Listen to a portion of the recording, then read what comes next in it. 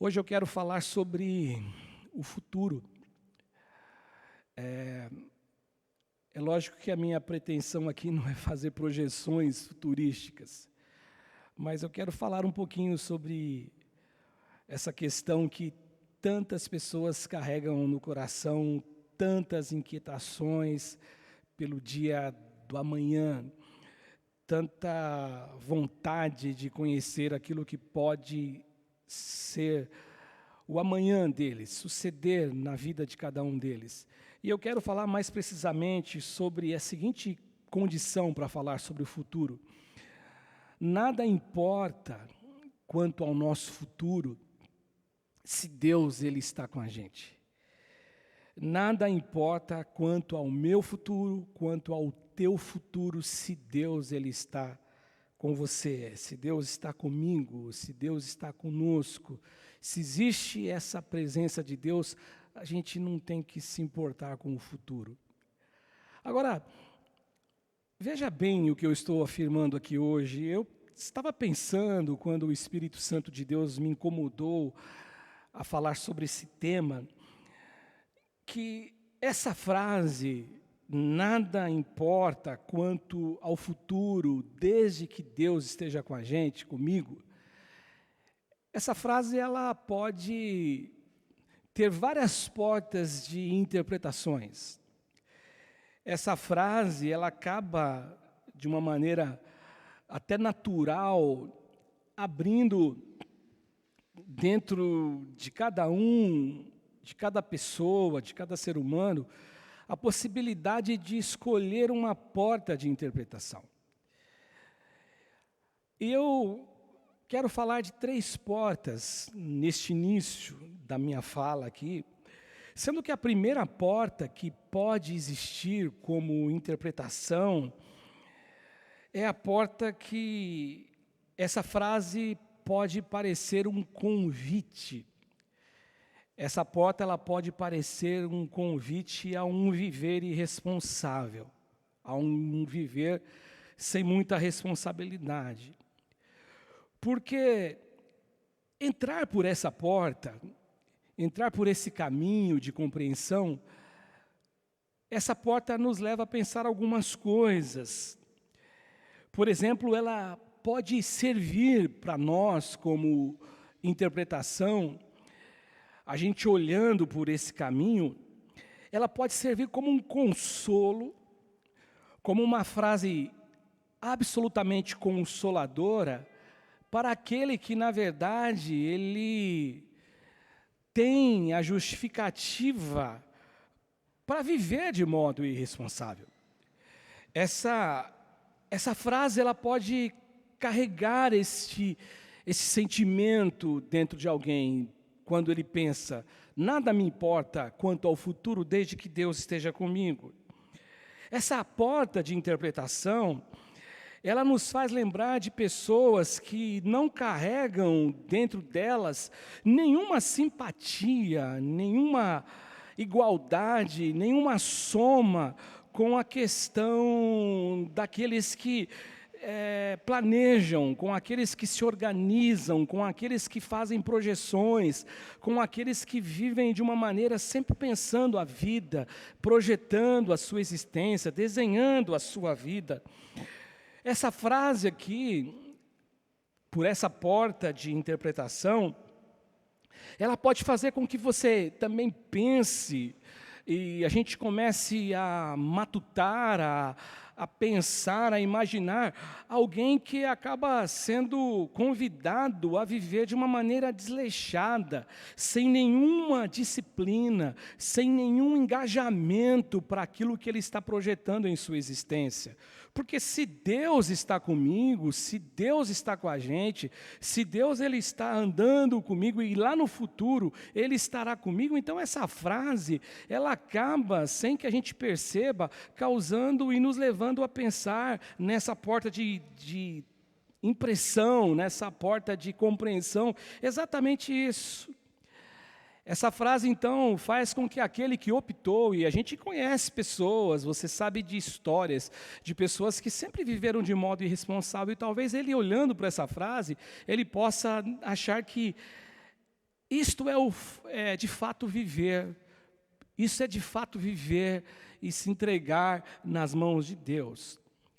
Agora, a segunda porta de interpretação dessa frase, essa porta de interpretação, ou essa interpretação, ela pode nos levar a pensar em alguém que carrega dentro dele soberba, alguém que é soberbo, alguém que se insuflou de jactância, de poder. E aí aí você vai perguntar, mas por que na verdade essa frase ela tem a ver com essa questão de soberba? Por que soberba?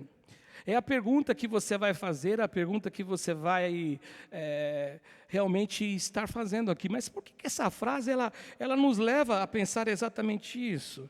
A questão aqui da soberba, a questão aqui da gente imaginar essa frase com essa porta de interpretação, é por uma razão simples, pelo fato da gente gozar da comunhão com Deus. Porque a frase diz exatamente isso, né? Nada importa quanto ao futuro, se Deus está comigo. Então, essa frase, para alguns, essa porta de interpretação que alguns acabam encontrando, eles pensam assim, poxa, é muita soberba achar que Deus está com a gente. Imagina, o Deus criador dos céus e da terra, o Deus criador de todo o cosmo, o Deus que criou, que através da palavra dele, da ordem dele, que é o único verbo que existe, que ele só tem conexão com o Deus, ele fala, o verbo bará do início do livro de Gênesis, e Deus criou, e Deus disse, haja luz e houve luz, e haja separação da terra dos mares, e haja divisão entre as águas de cima do firmamento. Ou seja, então isso parece, para alguém que ouve essa frase, traz esse sentimento de soberba para quem está fazendo essa afirmação. Imagina. Agora, para quem entra por essa porta de compreensão, o que fica nítido para mim, o que fica nítido é que esta pessoa ela demonstra uma falta de conhecimento de quem é Deus, uma falta de conhecimento de quem é o Senhor para nós, uma falta de conhecimento da importância que Deus nos dá.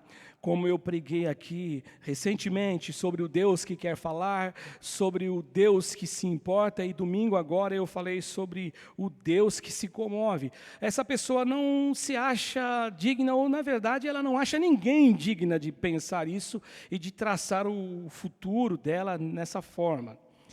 E uma terceira porta, um terceiro caminho, uma terceira interpretação, é que, na verdade, ela pode representar uma coisa, ela pode trazer a seguinte representação, ela pode simbolizar e representar que eu e você, nós não poderemos e nunca saberemos absolutamente nada acerca do nosso futuro. É uma terceira, eu disse que eu falaria de 3 portas, e essa é a última porta. Por quê? Mesmo com planejamentos, mesmo com esforço, mesmo com a disciplina, mesmo com a entrega, mesmo com tudo que você faz, você é um cara que realmente não é ninguém irresponsável, mas pelo contrário, você é alguém que sonha, mas projeta, você não é alguém que deixa as coisas a Deus dará, não, você é alguém comprometido, alguém disciplinado. Mas mesmo diante disto, diante dessa situação, e diante desse cenário, e diante dessa porta de interpretação, o que nós precisamos saber? Que ainda assim eu dependo de Deus, ainda assim nós dependemos do Senhor, ainda assim nós precisamos de Deus para que Deus, Ele possa de verdade fazer parte do nosso presente e que Deus possa fazer parte do nosso futuro. Porque o passado não tem como voltar atrás. Então, tudo que você fez, tudo que você deixou de fazer, não tem como corrigir o passado. Você pode corrigir hoje. E a melhor correção que eu vejo, a melhor coisa que eu vejo, o melhor sonho que eu vejo é sempre nós estarmos invocando a presença de Deus na nossa vida, no nosso presente, para o nosso futuro, compartilhando com Ele aquilo que eu sou, aquilo que eu vivo, em todos os aspectos, em todas as áreas. Eu prefiro entrar por essa porta. Eu não me sinto à vontade de entrar pela primeira porta, que exista da parte de alguém que diz assim, nada importa quanto ao futuro, desde que Deus esteja comigo. Eu não gosto de entrar por essa porta de irresponsabilidade. Eu também não gosto de entrar por essa porta onde existe a soberba, não. Eu entro por essa porta onde existe fé, onde existe realmente a consideração na alma e no ser, o reconhecimento de que nós precisamos de Deus.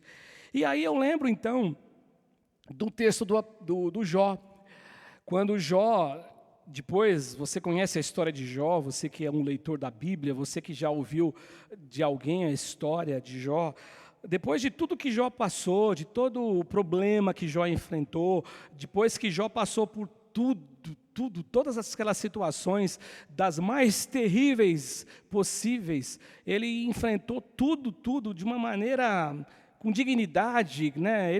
Tudo bem, ele reclamou às vezes, não entendia, mas lá no final, quando Deus ele entra num diálogo com Jó e começa a questioná-lo, já que às vezes ele entrou por uma porta e por um caminho onde ele achava que ele tinha toda a razão, e Deus começou a mostrar para ele que não, que nós não somos os donos da razão.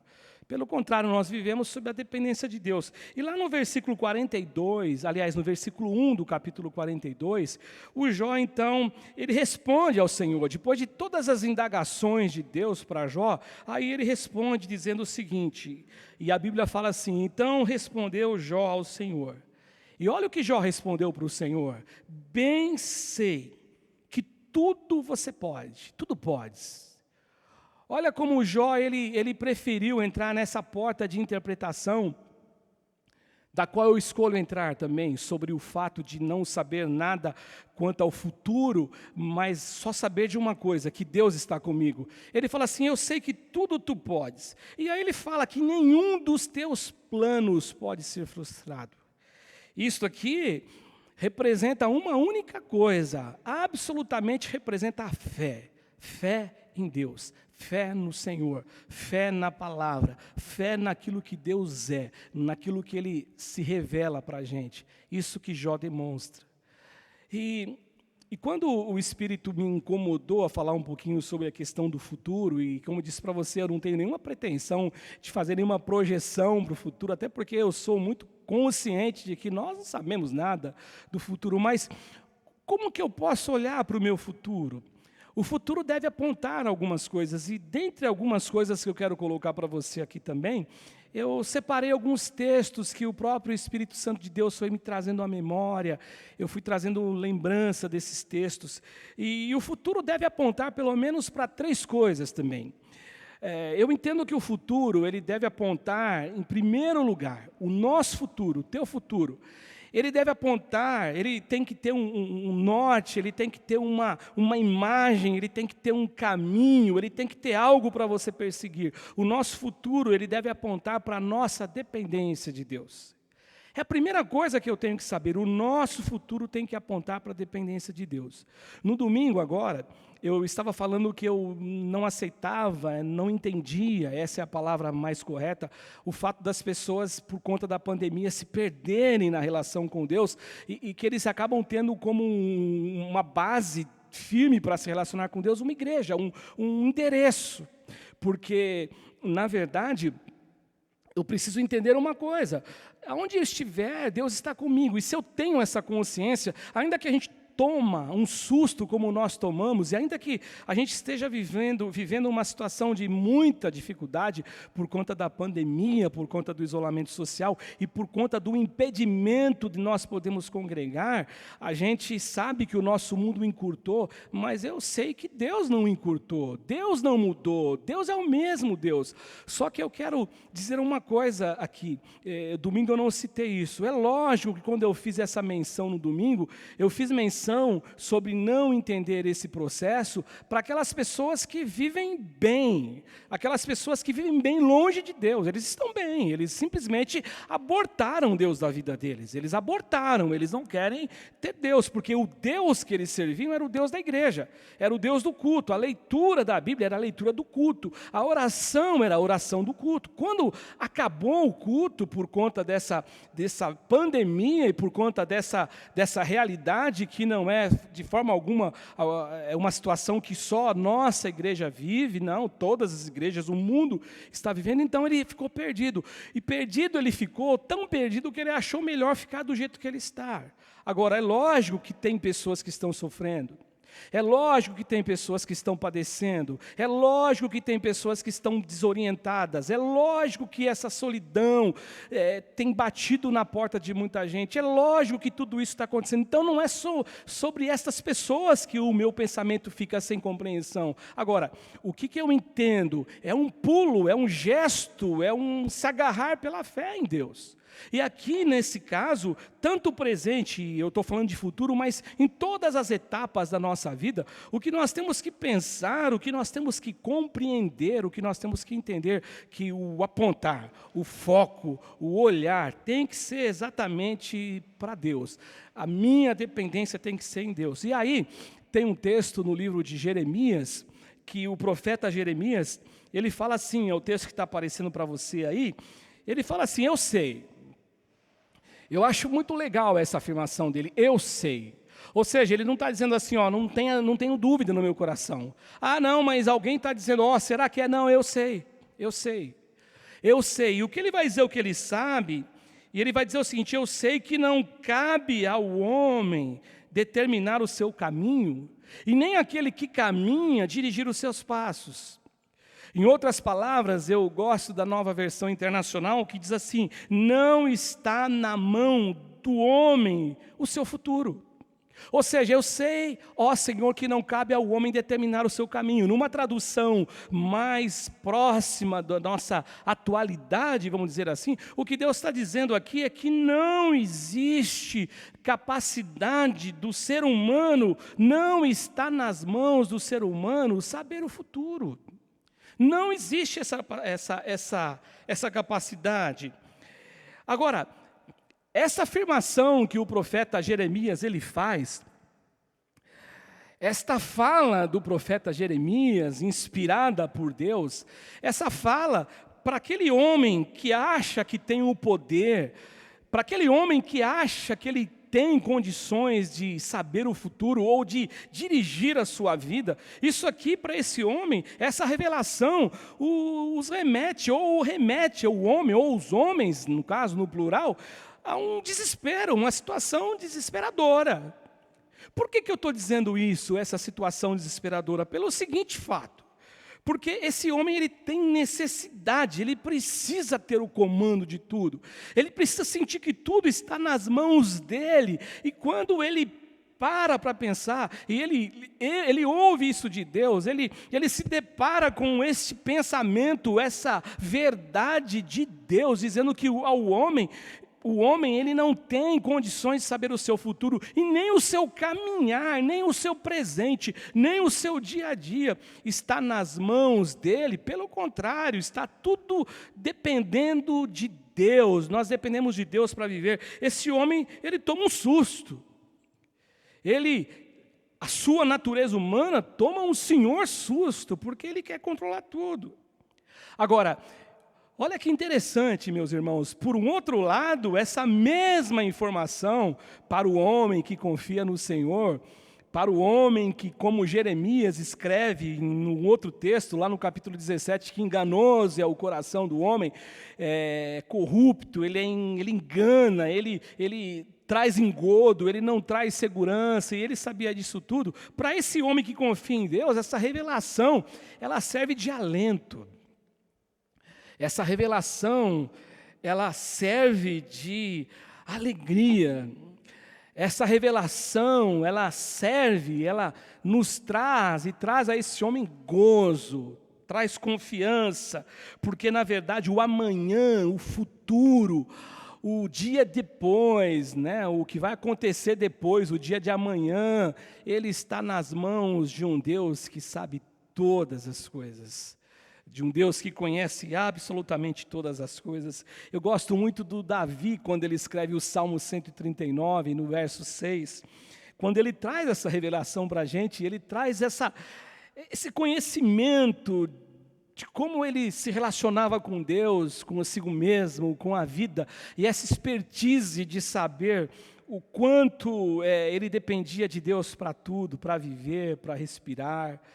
É engraçado que, não é nem a palavra certa, engraçado, mas a pandemia, ela trouxe algumas revelações para nós. Dentre as revelações, eu acho que a principal, pelo menos numa grande maioria de pessoas com quem eu converso, é essa revelação, é esse auto-revelar de que nós não somos absolutamente nada, nada, nada, nada. Mas aí, quando você está assistindo a televisão, você vê alguém dizendo para outra pessoa, você sabe com quem você está falando? Eu sou fulano de tal, eu sou fulano de tal, eu tenho um cargo, e aquela famosa carteirada, e aquele olhar de soberba, e aquela postura de soberba. Então, para alguns, isso não serviu absolutamente de nada, de nada, de nada, de nada. Eu, quando estudava esse texto aqui, eu me lembrei da história de Jonas, né? Jonas, eu tive com o Nelson ontem aqui. O Nelson passou aqui ontem, e o Nelson falando, sabe, da alegria de servir Jesus, e de quanto Deus tem abençoado a vida dele.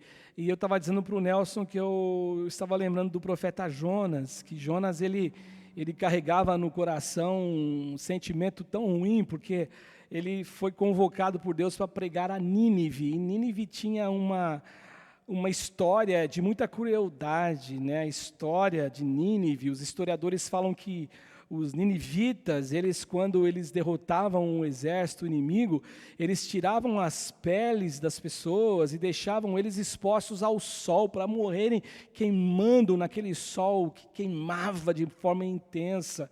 Os ninivitas, eles matavam crianças, eles queimavam crianças vivas, na verdade eles tocavam fogo neles vivos. Ou seja, eles tinham um histórico absolutamente horroroso, terrível. Mas quando Deus deu a ordem a Jonas para pregar, Jonas não queria, porque Jonas não aceitava que aquele povo que realmente era tão mau, eles pudessem e tivessem de Deus a oportunidade de reconciliamento. O que aconteceu? Ele foi pregar.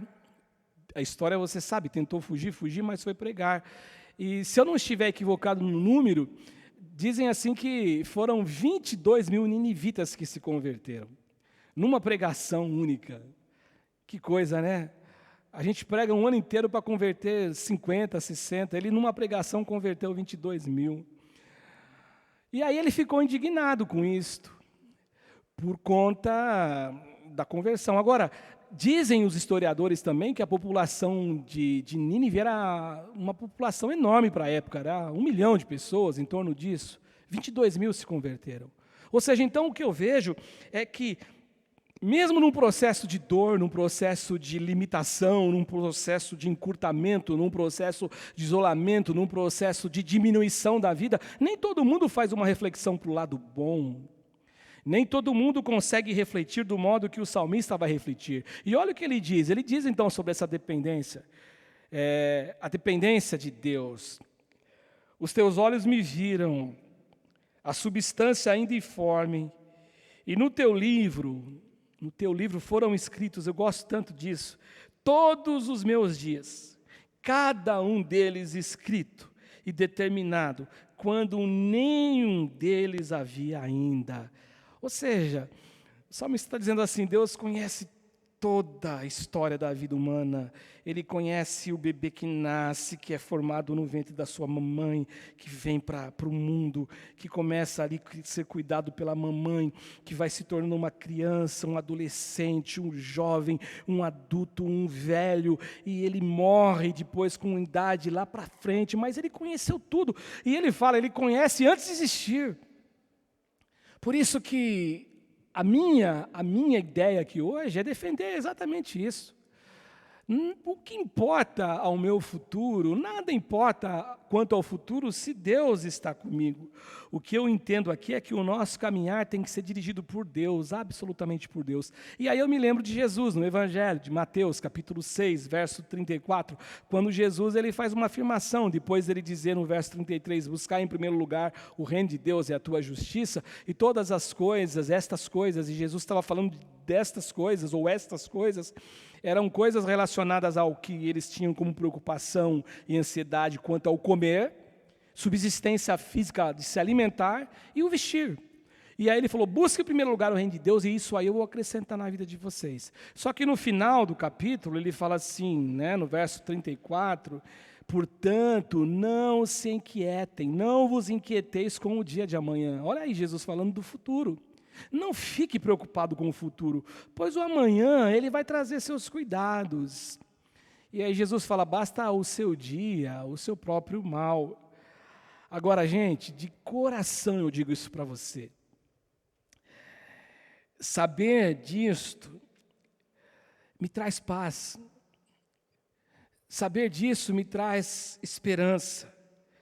Saber disto me traz alegria, porque aí eu passo a entender que toda a disciplina humana, toda a disciplina de um homem que teve um encontro com Deus, uma mulher, alguém que teve esse encontro verdadeiro com Deus, toda essa disciplina estão guardados, estão preservados em Deus.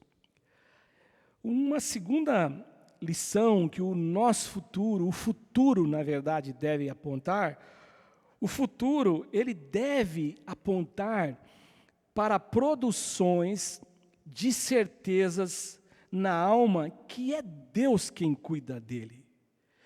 Produções de certezas na alma que é Deus quem cuida dele. Cuida de quem, pastor? Do futuro.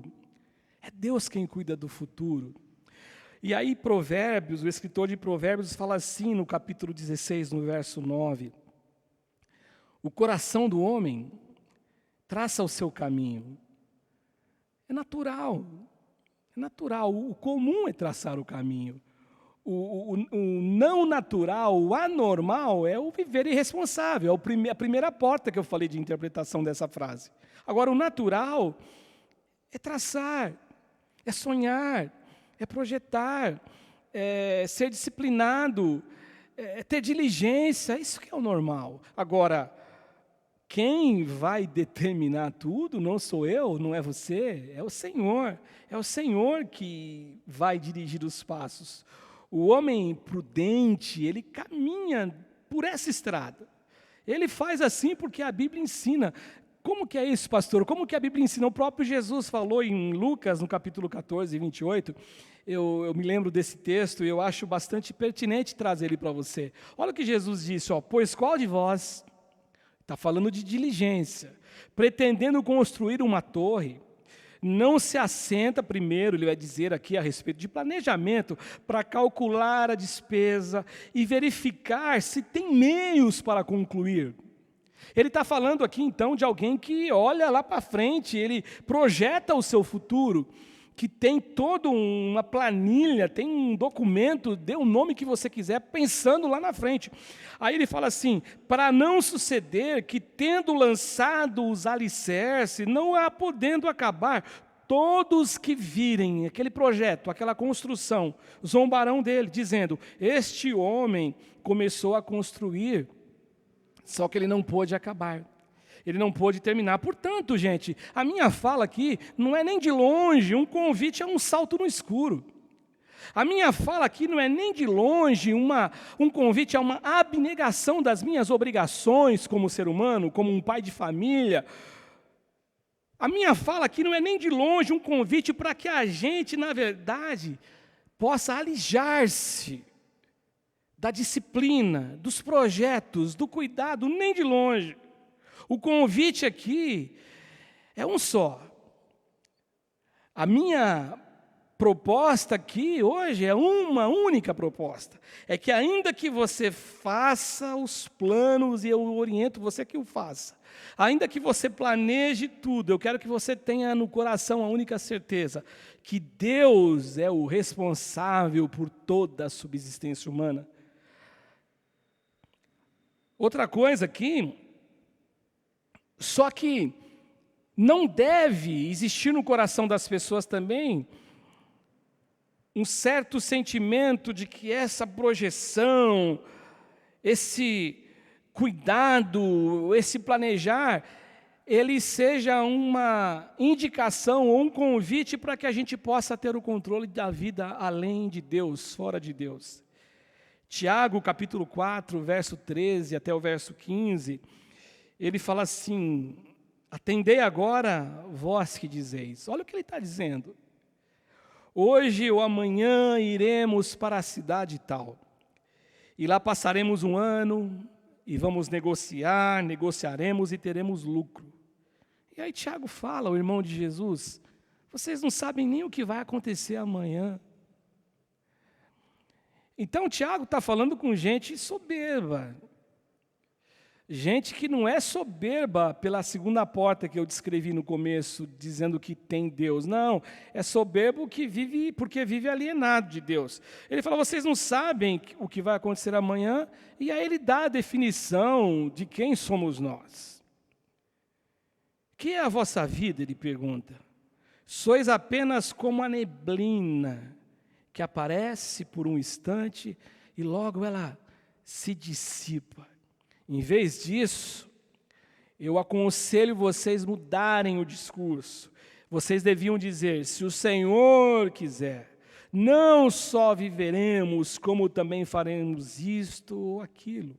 Portanto, o convite, o apontar do futuro é exatamente isso, uma produção na alma, no ser, na mente, no coração, é um esvaziamento da soberba de que eu consigo, de que eu posso, não, é um convite à entrega, é um convite à verdade de que somente Deus conhece o teu futuro.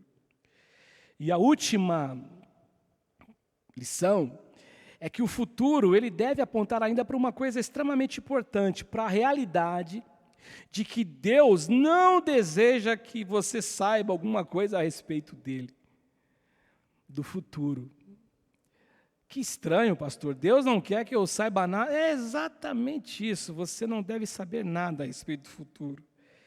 Eclesiastes, no capítulo 7, no verso 14, olha que diz aqui o escritor, que alguns dizem ser Salomão, outros dizem ser um escritor que escreveu há muito tempo lá na frente, depois que Salomão viveu. Não é o fórum aqui agora, mas olha o que diz. Nós atribuímos e sempre falamos que foi Salomão, né, de uma maneira, numa aceitação maior, todos falam a respeito de Salomão. E ele fala assim, ó, no dia da prosperidade, goza do bem. Tem um mas. Tem um porém, um entretanto, um contudo, mas no dia da adversidade, considera no seu coração que Deus fez tanto este como aquele. E aí vem aquilo que eu estou afirmando aqui nessa última lição. Para que o homem nada descubra do que há de vir depois dele. Eu vou aqui chamar a Bíblia na versão internacional novamente, a nova VI, que diz assim, quando os dias forem bons, o mesmo versículo, aproveite-os bem, mas quando forem ruins, considere, Deus fez tanto o dia bom, como Deus também fez o outro dia, quando as coisas acabarem não acontecendo. Foi toda a criação de Deus, as coisas não estão indo bem, mas Deus criou todos os dias. E aí ele fala, numa linguagem mais atualizada, como eu disse aqui agora, para evitar que o homem descubra alguma coisa sobre o seu futuro. Olha que interessante, Deus ele não quer que você conheça o futuro. Saber do futuro não é bom, não. Ah, pastor, se eu soubesse o futuro, eu ia jogar na telecena, sei lá o que é o jogo aí que dá mais dinheiro, eu ia ganhar muita grana. É verdade, se você soubesse o futuro, mas você não sabe quais implicações você teria por saber o futuro. Se você fosse um conhecedor do futuro, Saber o dia da nossa morte, será que seria bom para nós sabermos que no dia tal, no ano tal, no horário tal, no mês tal, eu vou morrer, você vai morrer? Imagina, tem gente que nem gosta de falar sobre morte. Tem gente que nem admite na mente, na alma, no ser, ouvir essa palavra morte. Eu até entendo a razão disto, porque a Bíblia fala que o último inimigo a ser vencido é a morte.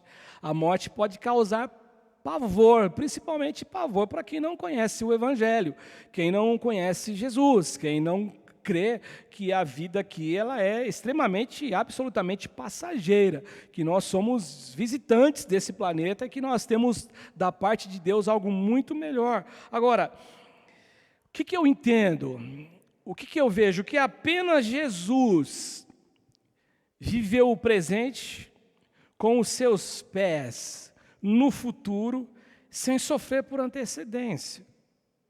Somente Jesus teve essa capacidade como ser humano, o homem que é o Deus homem, encarnado, andando entre nós, habitou entre os homens, o verbo que se encarnou. Somente Jesus, ele conseguiu viver o dia dele, observando o futuro, pisando, colocando os pés no futuro sem sofrer por antecedência.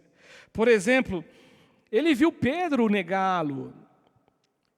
Ele viu os seus discípulos abandonarem ele na hora que ele mais precisou, quando tudo se tornou turvo para ele, quando o vale da sombra da morte, do qual o salmista faz referência, aconteceu na vida dele, quando a verdade seria estabelecida da profecia, quando diz o Salmo também, que o salmista fala no Salmo 116, cordéis da morte e angústias do inferno se apoderaram de mim. Ou seja, nessa hora ele viu como que todos os seus discípulos estivessem no futuro abandonando.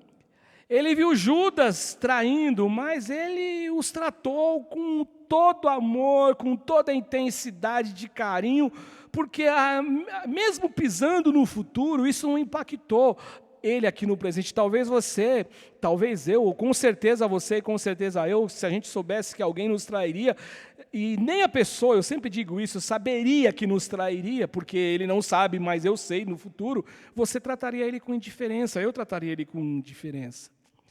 Talvez aqui, eu vou colocar um talvez, eu gosto de pensar assim, eu não estou dizendo que a minha interpretação é correta quanto a esse ponto, que talvez a única forma que quando ele pisa no futuro, o único momento que ele pisa no futuro, que ele teme um pouquinho, é quando ele está no Getsemane.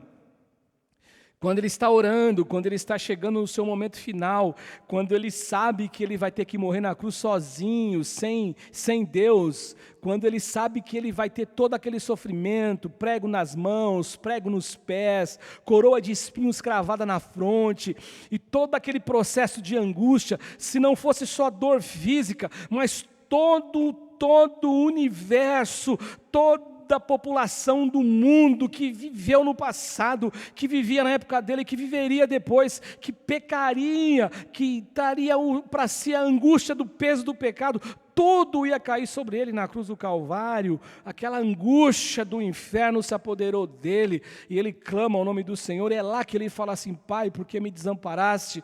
Porque ele morre como um homem, porque ali o pecado do mundo inteiro foi apontado, canalizado em Jesus, e ali então ele morre como um homem sozinho na cruz. Talvez ali seja o único momento que ele pisa no futuro, e ele sinta um medo.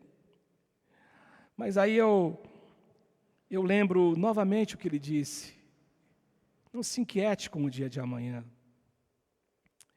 Por que a gente se inquieta tanto com o dia da manhã? Pastor, você já se inquietou pelo dia de amanhã? Poxa vida, quantas vezes? Então essa pregação que você está fazendo, ela não é uma verdade? Não, ela é uma verdade. Ela serve para mim também.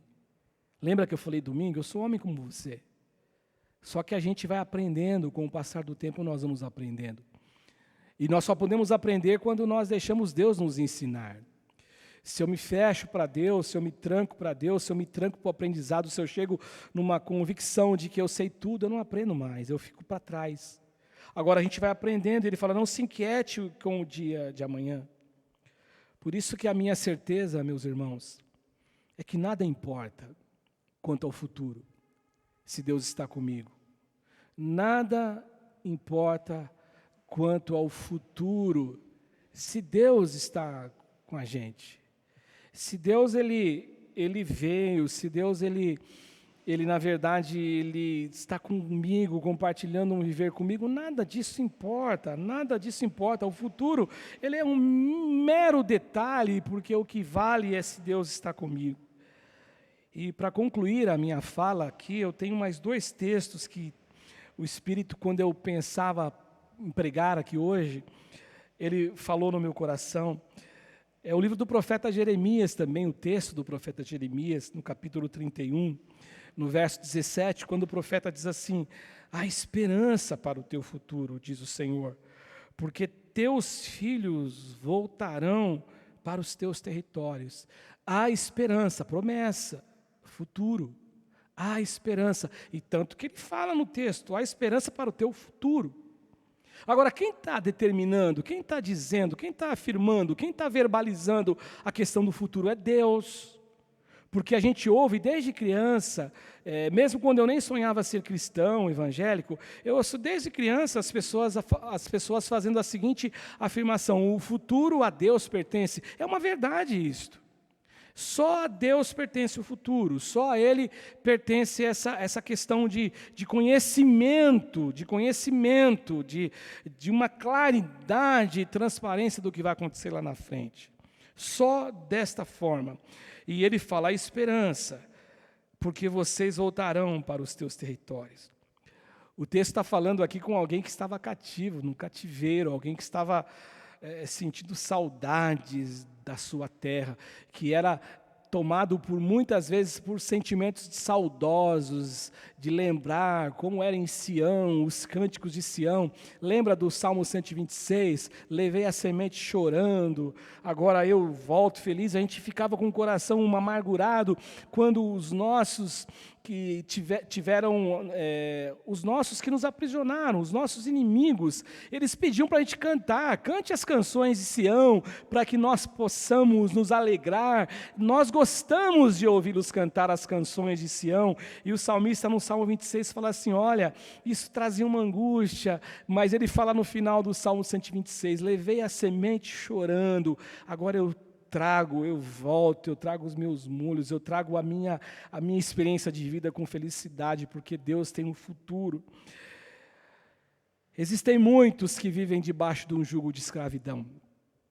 Escravidão na alma, escravidão no ser, escravidão no espírito, porque eles acabam ficando pensando sobre essa questão do futuro, né? O que saber do futuro, o que fazer em relação ao futuro, e ele começa a canalizar como a obrigação e a responsabilidade fosse dele, e não é. Não é sob hipótese alguma, não é de jeito nenhum, não é. Então, o que as pessoas precisam entender, o que eu preciso aprender hoje aqui, e você também, de modo definitivo, o que nós precisamos aprender é que realmente, eu e você, nós precisamos nos libertar desse desejo de conhecer o futuro. Nós precisamos deixar com que essa frase seja uma verdade, que ela venha impregnar a nossa vida, o nosso espírito, o nosso ser, as nossas entranhas, que nada vale a pena saber quanto ao futuro. Quanto ao futuro, não existe nenhuma necessidade de eu saber alguma coisa. Eu só preciso saber de uma coisa, que Deus está comigo. E aí o último texto, Salmo 102, verso 18 e verso 20, quando o salmista fala assim: ficará isso registrado para a geração futura, falando de futuro, é Deus que sabe futuro, e um povo que há de ser criado, louvará o Senhor, e que o Senhor do alto do seu santuário, desde os céus, baixou vistas à terra, para ouvir o gemido dos cativos e libertar os condenados à morte. Portanto, gente, se o nosso futuro ele tem a presença de Deus, ele será bênção, ele será glorioso, ele será maravilhoso, ele será um futuro onde, de fato, eu e você poderemos descansar. Amém, gente?